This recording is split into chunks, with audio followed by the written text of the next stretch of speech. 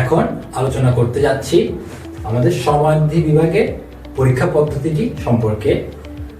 সমাধি বিভাগটি আমরা নিয়ে থাকব চতুর্থ থেকে অষ্টম শ্রেণীর শিক্ষার্থীদের জন্য এবং তাদের এই পরীক্ষাটি হয়ে থাকবে চরিতমালার উপরে, যেটিও মূলত এখন পর্যন্ত আমরা আপনাদেরকে প্রদান করেছি বা শেয়ার করেছি এবং সেখানে 8টি চরিতমালা আছে। এখন যদি আমি একটু চরিতমালা সম্পর্কে আপনাদেরকে ধারণা দিতে যাই তাহলে বলবো যে চরিতমালা হচ্ছে ওই সকল ব্যক্তিগণ যারা বুদ্ধের সময়ে তারা বুদ্ধের শিষ্য ছিলেন এবং বুদ্ধের দেশনা এবং তার ধর্ম কথা শুনে প্রভাবিত হয়ে বৌদ্ধ ধর্মে দীক্ষিত হন এবং বুদ্ধকে অনেক সেবা যত্ন করেন, তার পাশাপাশি বৌদ্ধ ধর্ম প্রচারে অনেক অবদান রাখেন। তো সেরকম 8টা চরিতমালা আমরা নির্ধারণ করেছি এবং তাদের জীবনী বা তাদের বৈশিষ্ট্যগুলো আমরা কাগজের শীটের মাধ্যমে আপনাদের সাথে শেয়ার করেছি এবং সেই 8টি থেকে এই আমাদের সমাধি বিভাগটি পরীক্ষা হয়ে থাকবে চতুর্থ অষ্টম শ্রেণীর শিক্ষার্থীদের জন্য। তবে এই চতুর্থ অষ্টম শ্রেণীর শিক্ষার্থীদের মধ্যেও আমরা এই সমাধি বিভাগটি 2টি খণ্ডে বিভক্ত করেছি। প্রথম খণ্ডটি রেখেছি চতুর্থ পঞ্চম শ্রেণীদের জন্য এবং দ্বিতীয় খণ্ডটি রেখেছি ষষ্ঠ থেকে অষ্টম শ্রেণীদের জন্য।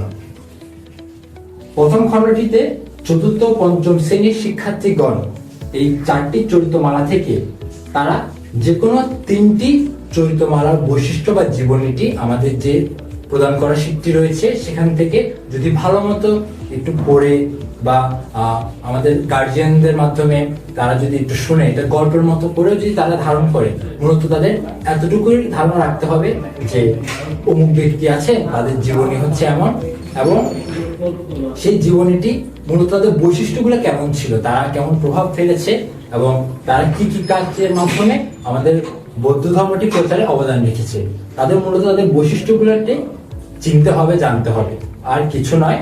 এবং যেহেতু চতুর্থ পঞ্চম শ্রেণীর আমাদের শিক্ষার্থীগণ তারাও এখন অনেকটুকু ছোট, তাই তাদের কথা চিন্তা করে আমরা তাদেরকে যে কোনো 8টি থেকে 3টি চরিতমালা মূলত ধারণ করে আসতে বা তাদের জীবনী সম্পর্কে ধারণ করে আসার জন্য আমরা অবগত করছি। এই 3টি চরিত্র থেকেই আমরা তাদের থেকে জিজ্ঞেস করব, যখন আমরা পরীক্ষাটা নেব তখন জিজ্ঞেস করব যে আপনি আমাদের প্রদান করা শীট থেকে কোন 3টি চরিত্রের বৈশিষ্ট্য দেখে এসেছেন বা পড়েছেন বা জানেন। তো সেই 3টা থেকে আমরা আবার যে কোনো একটি চরিত্রে এক পেজের আমরা শীট দিব। সেই শীট থেকে তাকে 10 মিনিটের মধ্যে পড়ে এবং সেই শীট থেকে দেখে আবার তাকে নিজের ভাষায় 10টি লাইন লিখতে হবে আমাদের দেওয়া খালি পৃষ্ঠাটার মধ্যে, ঠিক আছে? এবং এভাবে আমাদের চতুর্থ থেকে পঞ্চম শ্রেণীর শিক্ষার্থীগণরা যে যত সুন্দর করে 10টা লাইন লিখতে পারবে সেই আমাদের প্রদানকৃত চরিত্রের অংশের বৈশিষ্ট্য থেকে তাদের বৈশিষ্ট্যগুলা সেভাবে আমরা তাদের প্রথম, দ্বিতীয়, তৃতীয় অংশ নির্বাচন করব। আর দ্বিতীয় খণ্ডে ষষ্ঠ থেকে অষ্টম শ্রেণীর শিক্ষার্থীগণদের জন্য আমরা যেভাবে পরীক্ষাটি নিয়ে থাকব তাদের 8টি চরিতমালাদের বৈশিষ্ট্যগুলি মোটামুটি ধারণ করে রাখতে হবে, কারণ তারা আমরা ধরে নিচ্ছি তারা মোটামুটি বড় হয়েছে এবং তারা এই 8টি চরিতমালা তাদের জীবনী বা বৈশিষ্ট্য বা তাদের সম্পর্কে ধারণা রাখতে পারবে। তাই তারা এই 8টি চরিতমালাদের থেকে লটারির মাধ্যমে যে কোনো একটি নাম নেবেন এবং যাদের নাম নেবেন তাদের জীবনী সম্পর্কে তারাও 10টি লাইন লিখবে এবং সময় পাবেন 10 মিনিট।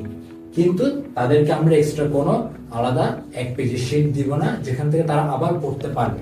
এটা শুধু একমাত্র চতুর্থ পঞ্চম শ্রেণীদের জন্য আমরা প্রদান করব।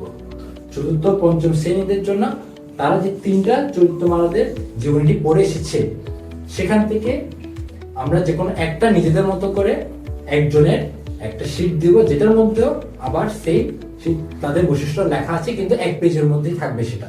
এবং সেই এক পেজটা পড়ে এই 10 মিনিটের মধ্যে এক পেজটা পড়ে এবং তাদের নিজেদের থেকেও এক্সট্রা আরেকটা খালি পেজ দিব যেখানে 10টা লাইন লিখতে হবে বা তাদের বৈশিষ্ট্যগুলো লিখতে হবে। এখন তারা যদি বাসায় আগে থেকে যদি একটু পড়ে থাকে বা জেনে থাকে তাহলে অবশ্যই 10 মিনিটের মধ্যে নিতে তার জন্য সুবিধা হবে, না হলে তারা হয়তো 10 মিনিটে সেটা শেষ করতে পারবে না। তাই এটি হচ্ছে আমাদের সমাধি বিভাগের পরীক্ষা পদ্ধতির ধরন।